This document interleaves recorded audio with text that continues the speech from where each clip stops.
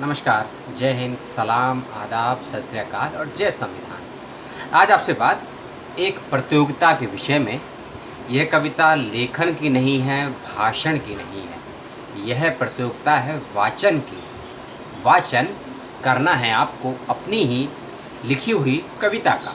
जी हाँ, अपनी ही लिखी हुई कविता का वाचन करना है आपको 14 सितंबर 2020 को हिंदी दिवस के उपलक्ष्य में। इस बात का रखिएगा ध्यान।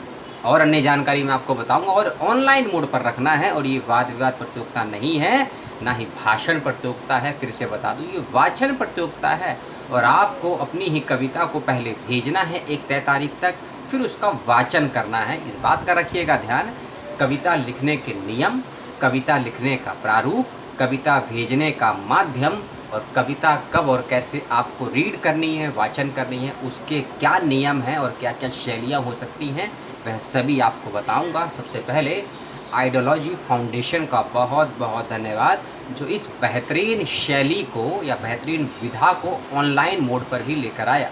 क्योंकि ऑनलाइन मोड पर भाषण सुने, वेबिनार सुने, वक्तव्य सुने, आलोचनाएं सुनी, क्रिटिक्स सुने और मंत्रियों के, शिक्षा मंत्रियों के, प्रधानमंत्रियों के, शोधार्थियों के, रिसर्च स्कॉलरों के, वाइस चांसलरों के हमने वक्तव्य सुने। लेकिन स्टूडेंट्स के बीच की विधा को स्टूडेंट के मुखमंडल से किस प्रकार प्रस्तुत किया जा सकता है, उसके लिए इस कार्यक्रम का बहुत बहुत धन्यवाद। और आइडियोलॉजी फाउंडेशन का भी बहुत बहुत धन्यवाद, जो ऑनलाइन अंतर्राष्ट्रीय स्तर की एक वाद विवाद प्रतियोगिता करवा रहा है। एक वाद विवाद, क्षमा कीजिएगा, एक वाचन प्रतियोगिता करवा रहा है। कई दिनों से वाद विवाद होते रहे हैं, इसलिए मुंह में वाद विवाद निकल गया, लेकिन ये वाचन प्रतियोगिता है। सबसे पहले आप ये चीज़ समझ लीजिए, तारीख 13 सितंबर 2020 शाम 6 बजे। 13 सितंबर 2020 शाम को 6 बजे तक आपको अपनी स्वरचित कविताओं को भेज देना है।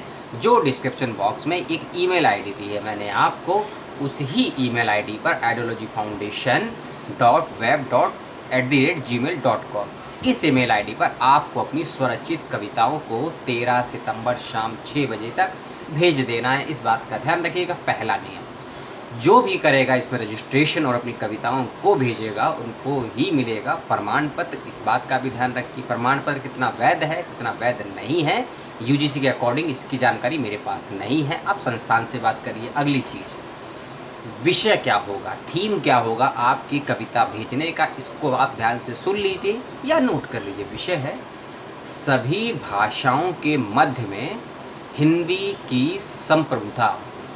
भारत में जितनी भी भाषाएं बोली जाती हैं या स्वीकार्य हैं संविधान के अनुकूल, उन सभी भाषाओं के मध्य हिंदी की संप्रभुता क्या है, क्या हो सकती है, क्या होनी चाहिए वर्तमान में और भविष्य में, उस विषय पर आपको अपनी कविताओं को लिखना है। या फिर अपनी पसंद का हिंदी दिवस या हिंदी भाषा के उपलक्ष्य में किसी विषय पर आपके पास कोई कविता है, आपकी स्वरचित कविता है, या लिख सकते हैं या लिखना चाहते हैं, तो भी आप अपनी कविताओं को भेज सकते हैं 13 सितंबर 2020 शाम 6 बजे से पहले। अगला नियम, आपको अपनी कविताओं को अधिक से अधिक 20 पंक्तियों से ज़्यादा नहीं लिखना है। 10 लिख सकते हैं, 15 लाइन लिख सकते हैं, 18 लाइनों की लिख सकते हैं। इस बात का ध्यान रखिए। लेकिन 20, 22, 25 तक मत कर, उसको 20 अंतिम दिया हुआ है। 20 पंक्तियों की अपनी कविताओं को लिखिएगा, इस बात का याद रखिएगा। फिर से मैं आपको बता दूँ, ये स्वरचित कविता लेखन एवं वाचन प्रतियोगिता है। आप जो कविताएं भेजेंगे और जिन कविताओं का चयन होगा, उन्हीं कविताओं को आपको रीड भी करना है, पढ़ना भी है। कविता एक विशेष शैली में पढ़ी जाती है, गद्य नहीं है। दिस इज़ अ पद्य। पद्य को किस प्रकार से पढ़ा जाता है, वो क्रियात्मक हो सकता है, लयात्मक हो सकता है।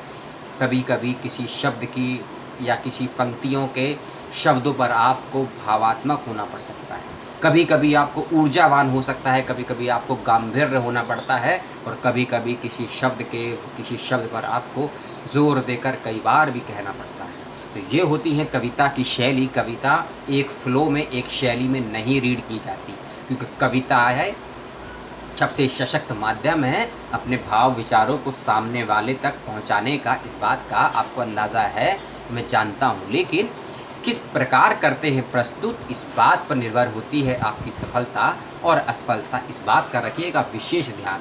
और एक चीज़ मैं बता दूं, और पीडीएफ, जी हाँ, आप पीडीएफ फॉर्म में अपनी कविताओं के फॉर्मेट को भेज सकते हैं, एमएस वर्ड में भी भेज सकते हैं, और कविता कहीं आपने लिखी है, आपके कंप्यूटर की सुविधाएं नहीं है, केवल फ़ोन है, तो भी अपनी कविताओं को आप भेज सकते हैं। कविता अच्छे से लिखिए, किसी पेपर पे किसी से लिखवा लीजिए, उसका फ़ोटो खींच के स्कैन करके भी आप भेज सकते हैं दिए गए ईमेल आईडी पर। इस बात का भी ध्यान रखिएगा आप लोग। और सर्टिफिकेट लगभग सभी को दिया जाएगा। मैं लगभग इसलिए जोड़ रहा हूँ क्योंकि कुछ कवियों के मन में, कुछ लेखकों के मन में ये होगा कि हमने कविता तो भेज दी, लेकिन हम वाचन नहीं करना चाहते, हम वाचन करने में डर लगता है।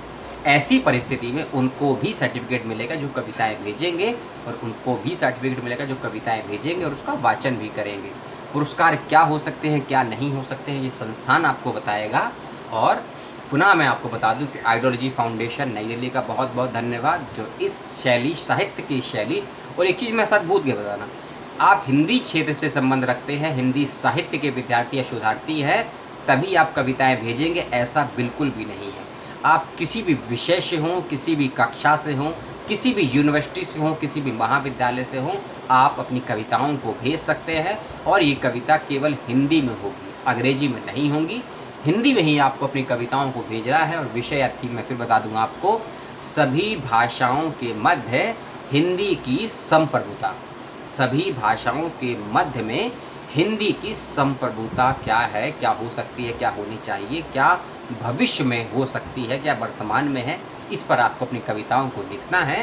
यदि इस विषय से इधर हटकर आप हिंदी भाषा या हिंदी दिवस या हिंदी भाषाओं के संदर्भ में अपनी किसी विषय पर कविताओं को लिखना चाहते हो, वह भी आमंत्रित है। इस बात का भी ध्यान रखिएगा।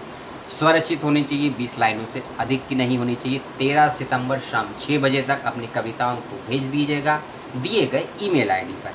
अगर कोई समस्या और होती है, जो सूचनाएं मैंने दी उनको लेकर, तो आप मुझसे कमेंट करके पूछ सकते हैं।